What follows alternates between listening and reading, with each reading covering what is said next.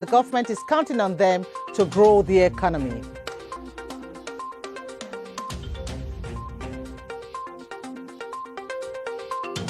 President-elect Faustin Archange Touadéra promises to embark on development projects in order to revamp the economy of the Central African Republic following his confirmed 53.2 victory.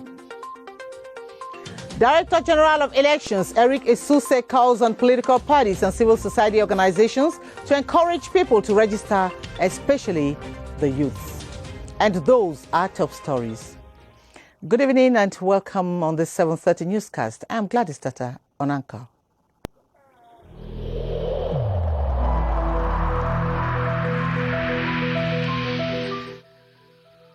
I have personally observed that most of our fellow citizens no longer comply with the protective measures prescribed by the government.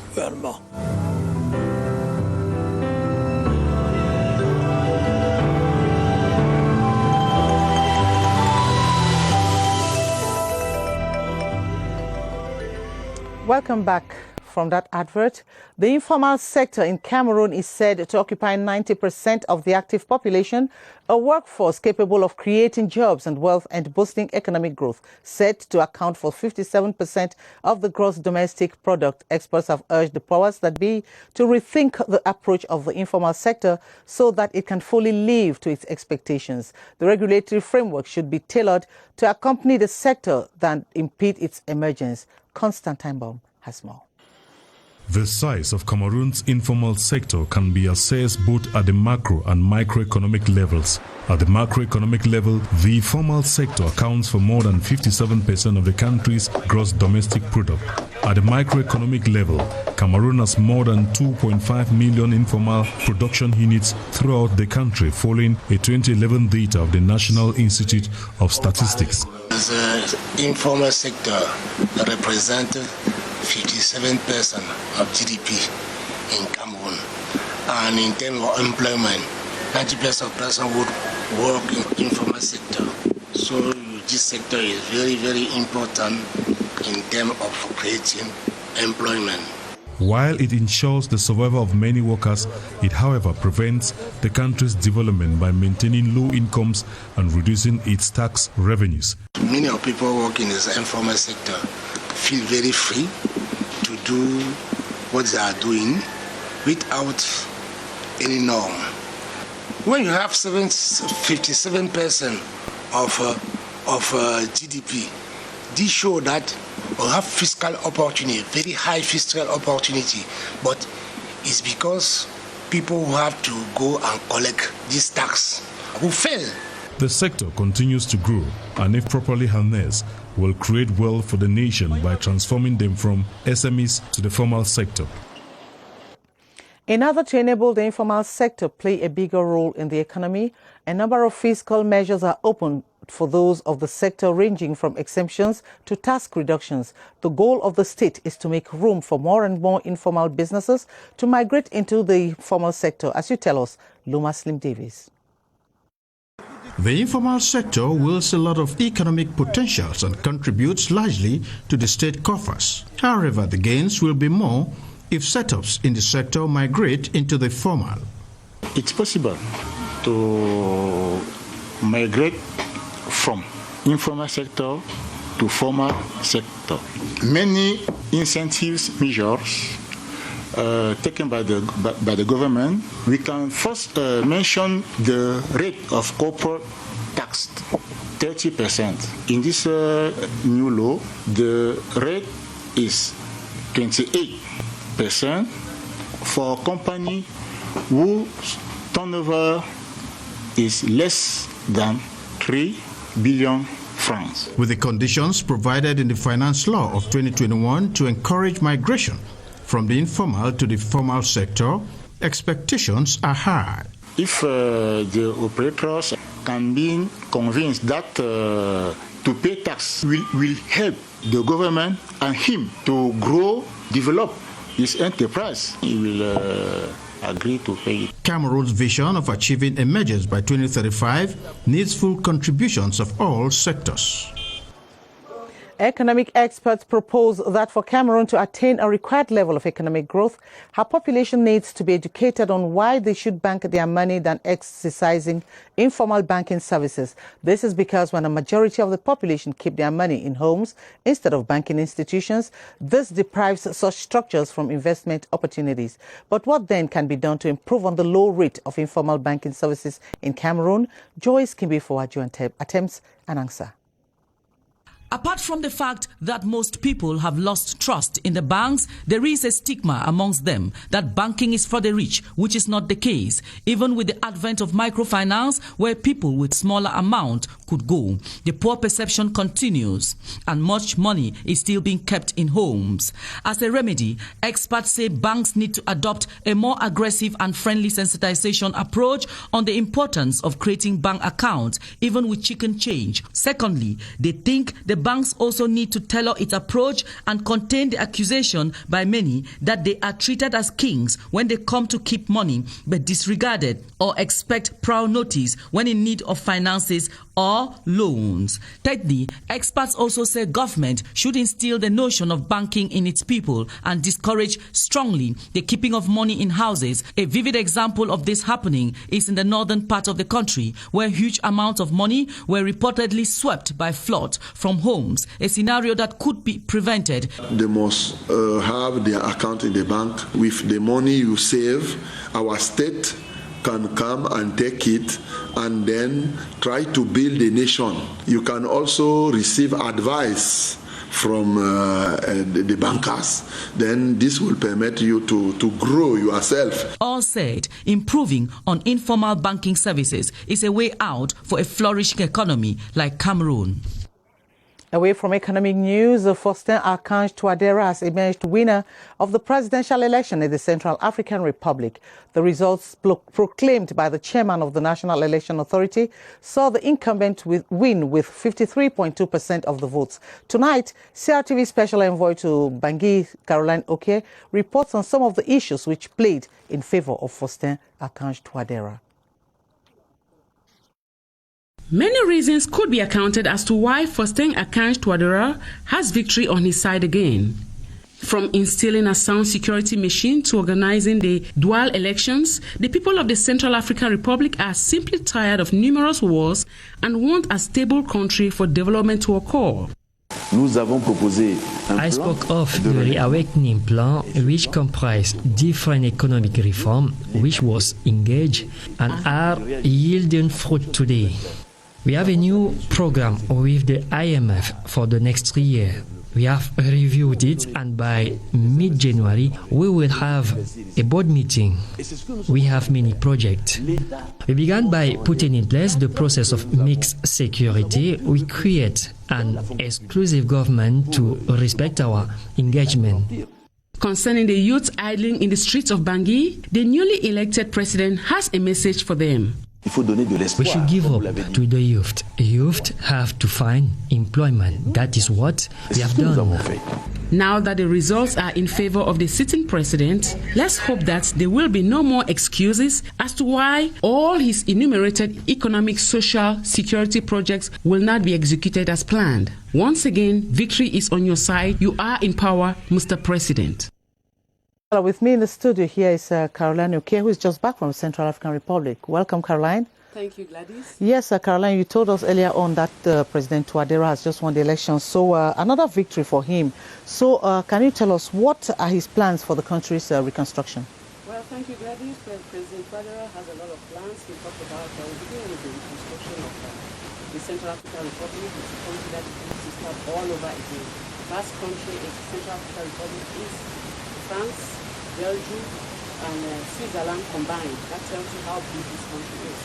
So the president said in case he's re-elected, these are some of the projects that he's going to embark on, and with the construction of roads in Central Africa, and all the buildings are really dilapidated, so he says that he's going to embark on the renovation of the infrastructural development in that country, of course with the help of MINUSCA, because MINUSCA is then in the United Nations peacekeeping force is there to help with the security issues there, as well as the reconstruction of the Central African Republic. So these are some of the things that we have. We also have the Chinese government that is there to help with the energy production. We have the World Bank and the IMF that are also there, ready to help. As a matter of fact, by January, mid-January, they will have a board meeting to review some of the projects that are already put in place or are already ongoing.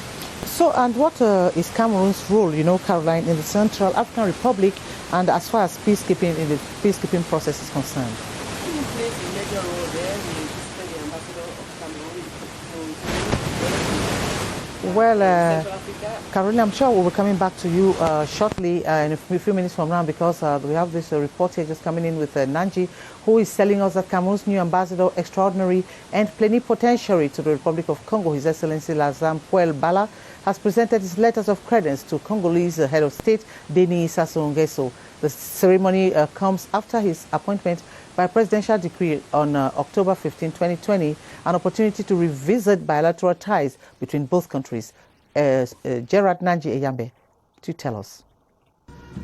Bilateral cooperation between Cameroon and the Republic of Congo is in good shape. This integrative project and many other social and economic gains were revisited during the presentation ceremony of the credentials of the new ambassador of Cameroon to Congolese President Denis Sassou Nguesso. At the end of the said ceremony at the People's Palace in Brazzaville, the Congolese head of state granted a courtesy audience and made contact with the Cameroonian diplomat Lazare Mpuel Bala. The head of the diplomatic mission of Cameroon took the opportunity to thank and congratulate President Denis Sassou Nguesso for his decisive contribution to the achievement of sub-regional integration projects.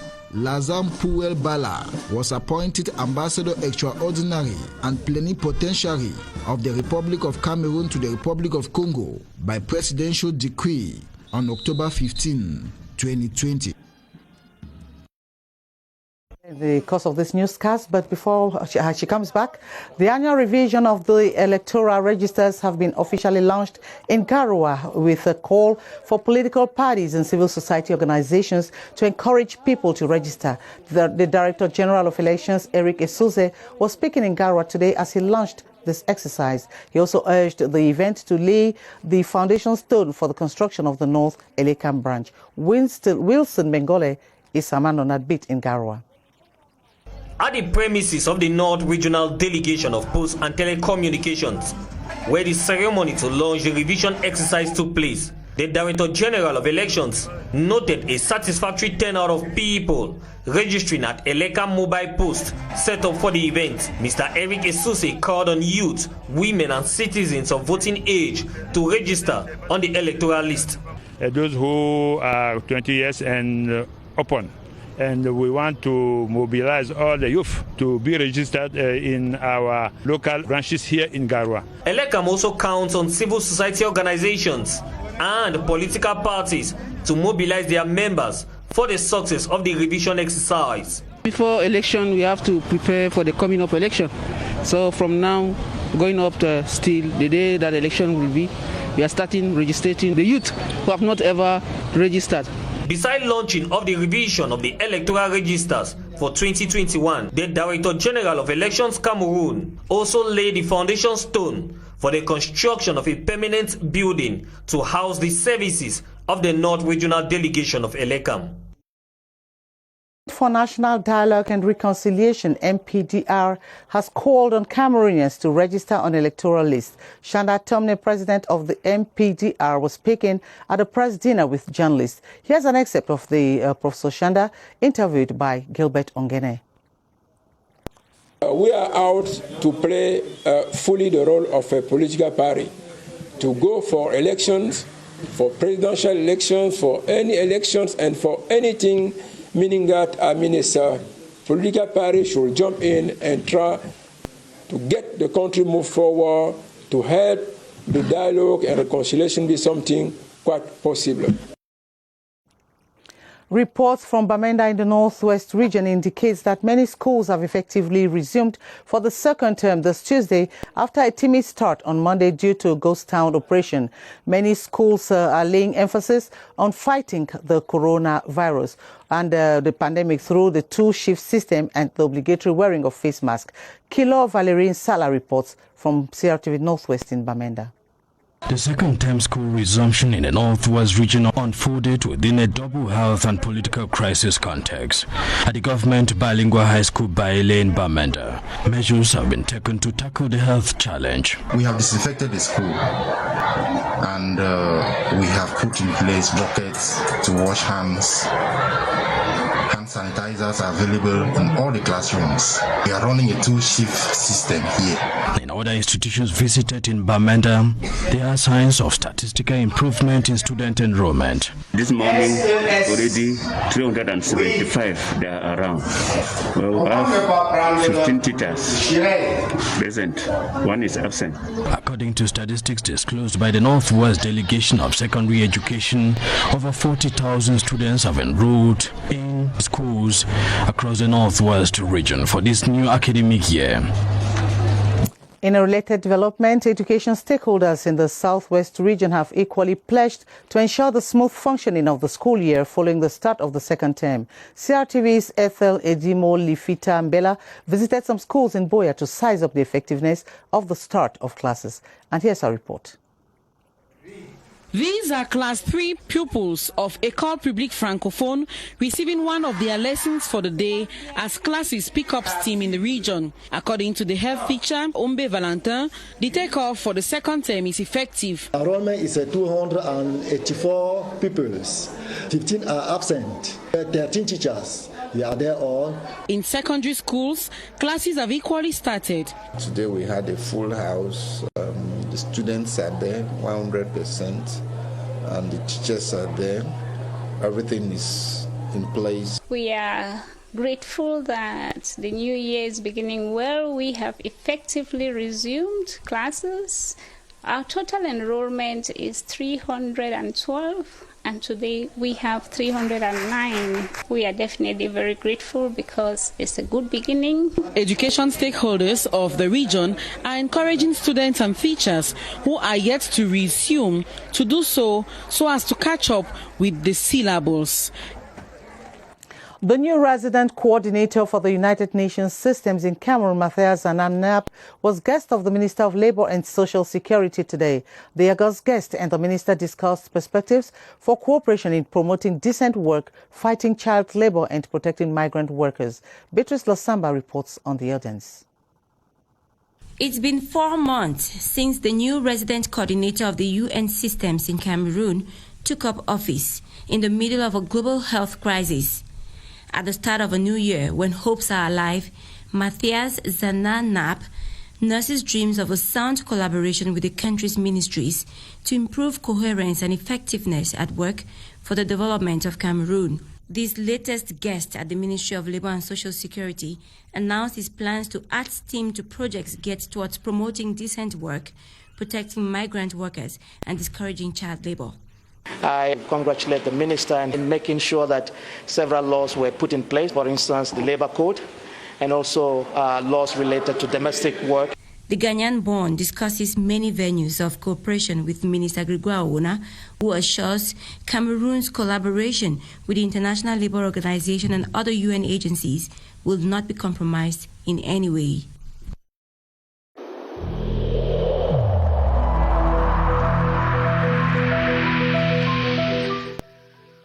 I urge you once again to put on your face masks, to wash your hands regularly, and to consult a physician or any other health personnel if you notice any symptoms. This is the only way to save lives and to curb the spread of the virus.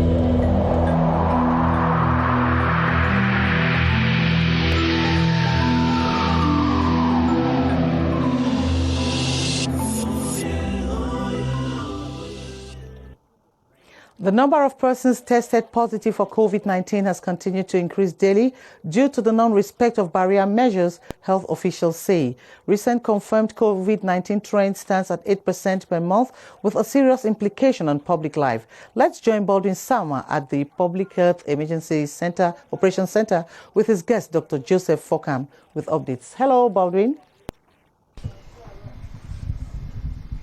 Good evening to you, Gladys Tete. I should say these are telling signs that more and more Cameroonians have simply stopped respecting these outlined barrier measures with this increase in the number of persons tested positive for the COVID-19 on a daily basis. With our guest tonight, Dr. Joseph Fokam, let's find out what are the implications with this 8% increase with the number of persons tested positive for COVID-19 every month. Good evening to you, Doctor. Good evening, Baldwin. 8% monthly in terms of positivity rate.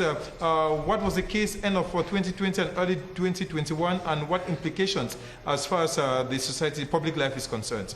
Yes, effectively, Baldwin, what we realize is we have succeeded to stabilize our rate of positivity around 8% monthly, but now within this festive period, after Christmas, we had about 16% positive rate.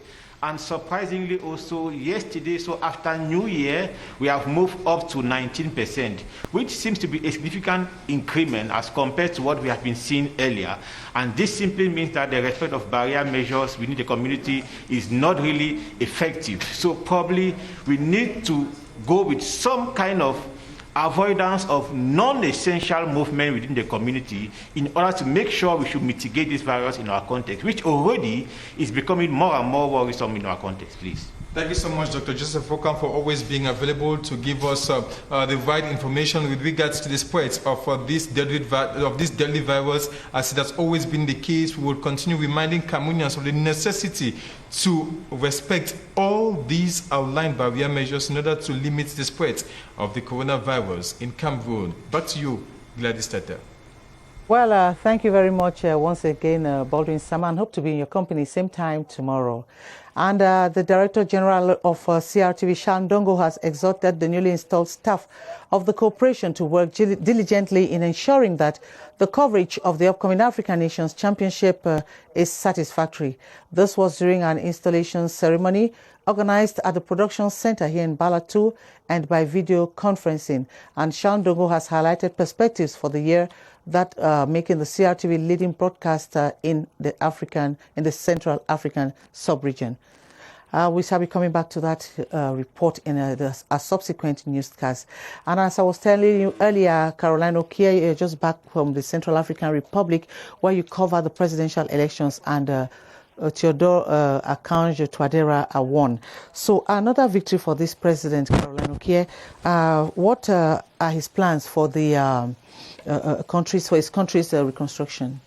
You're right. One more victory again for Touadera. He won, and these are some of the projects that he had in mind, should in case he was re-elected. When we had an encounter with him at the Palais de Renaissance in Central African Republic, he said he was going to embark on the reconstruction of the roads in Central Africa, the buildings, and of course the Chinese government is there, the World Bank is there, the IMF is there to help. I want to let you know that Central African Republic, contrary to what many people think, is a vast country.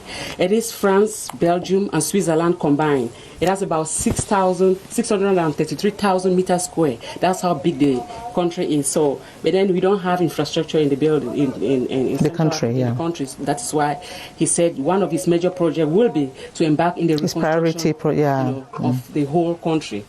And he also talked about economic relaunching the economy, because he said when he took over from his predecessor, the economy was less than 2% growth rate, but because of the COVID, he should have been on 5%, increase rate. So those are some of the projects that he has. He has the World Bank that is there. As a matter of fact, he said in mid-January, there will be the board meeting with the World Bank and the IMF to review some of the projects, that are ongoing, see which ones are working and which ones are not working. And of course, you have MINUSCA, that is the United Nations Peacekeeping Force, that is in Central Africa, helping to rebuild this country, both security-wise as well as, infrastructure, the rehabilitating roads and other things in the country. So, Caroline, and what is Cameroon's role in the Central African Republic peacekeeping process? You're right. Cameroon plays a major role there. As a matter of fact, right now we have 1,030 troops in working under MINUSCA, that is the peacekeeping force in Central Africa. They're helping to secure the country for peace as well as humanitarian activities. While we were there, we witnessed or walked with them, saw how they were helping the community in terms of giving them water. You have areas where there's no water. Socioeconomic facilities. Yeah, economic, humanitarian facilities, social facilities, they're helping in that. And we also have our ambassador there, the Cameroon ambassador to Central African Republic, who is a pacifier. He is a guarantor among the people that are playing a major role in the peace process that is in between the rebels and the government. Well, thank you very much for being here, Caroline, okay? And congratulations for your appointment today. Thank you very much. Thank you very much, Mr. General Manager. Okay, thank you very much. And a special prayer for session for the repose of the souls of victims of the road accidents in Dikini-Meki has been said in Fumban West region of Cameroon.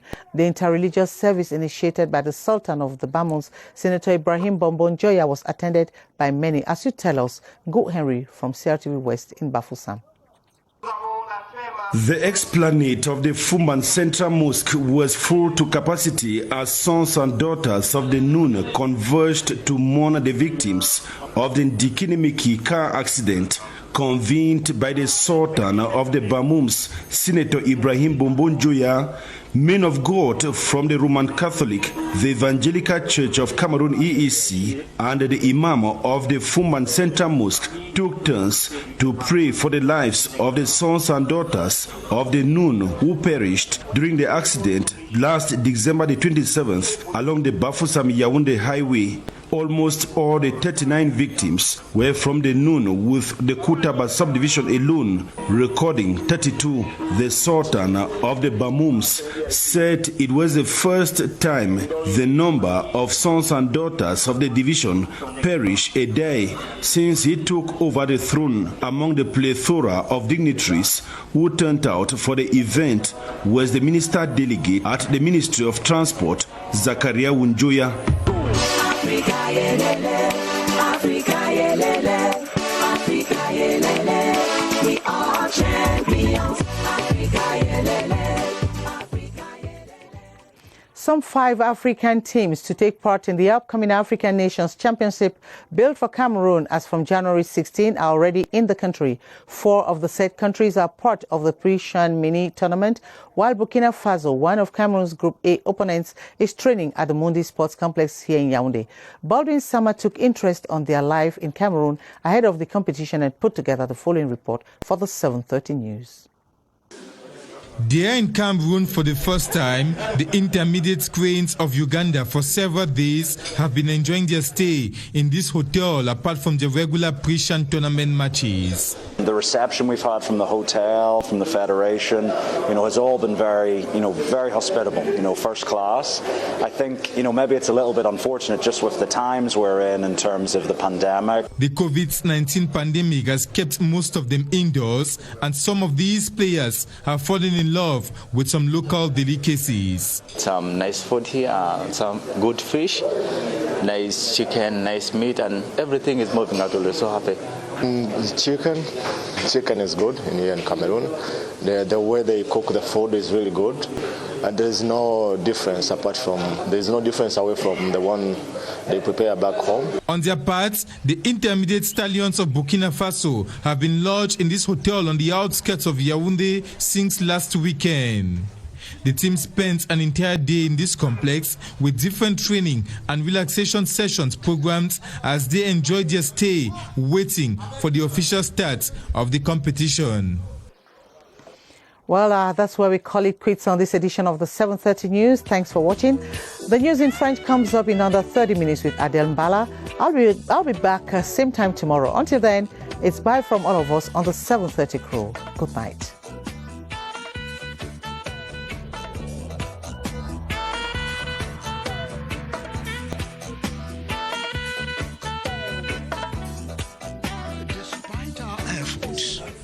COVID-19 plunged many families into mourning and seriously hampered the functioning of our economy and society.